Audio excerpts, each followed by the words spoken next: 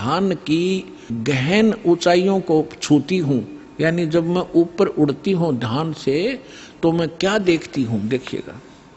When I enter great flights of meditation, I visualize such a great sant who is fair skinned, यानी fair skinned माने साफ वर्ण का, गौर वर्ण का, with white hair, उसके बाल सफेद हैं, white hair, and without a beard and mustaches, वो बिना दाढ़ी मूछ का है।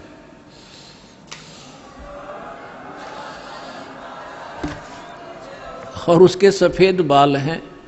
दास की इस एज को वो उस समय देख रही थी कि उस समय वो ढूंढा ठावेगा।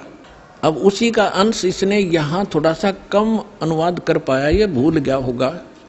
इसने अपनी दूसरी पुस्तक golden light of new era में भी लिखा है, जब मैं ध्यान लगाती हूँ तो अक्सर एक संत को देखती हूँ, गौर वर्ण के, आगे लिखना भूल गया, सफेद बाल थे, बिना दाढ़ी मूछ का।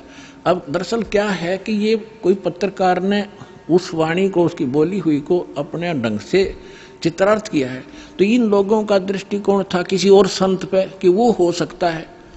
इसमें लिख रखा है कि वो श्री राम शर्मा होगा। इस अंग्रेजी वाले ने आगे चल के दो, जैसे गीता मूल तो सही है, मूल पाठ गीता का, अनुवादकर्ताओं ने अपने हिसाब से श्री कृष्ण का ऊपर बना रखी थी, श्री कृष्ण बोल रहा है गीता। तो ये लोग ऐसे यहाँ ये जान के छोड़ गया कि वो सफेद बाल होंगे और बिना दाढ़ी मूछ वाला होगा, इसलिए यहाँ छोड़ गया। इसमें इंग्लिश वाली में उसकी साफ लिखा है, वो उसकी अपनी बोली हुई भविष्यवाणी है, अपनी भाषा में।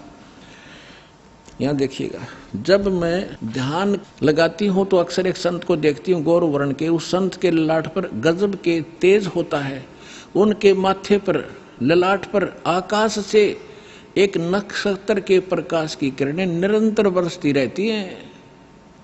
मैं देखती हूँ कि वह संत अपनी कल्याणकारी विचारधारा तथा अपने सच्चरित्र प्रबल अनुयायियों की शक्ति से पूर्ण विश्व में नए ज्ञान का प्रकाश फैलाएगा। आप देख रहे हो, बंदी छोड़ के बच्चे कहाँ जा करके दूर दूर जा करके आज प्रचार कर रहे हैं परमात्मा के ज्ञान का।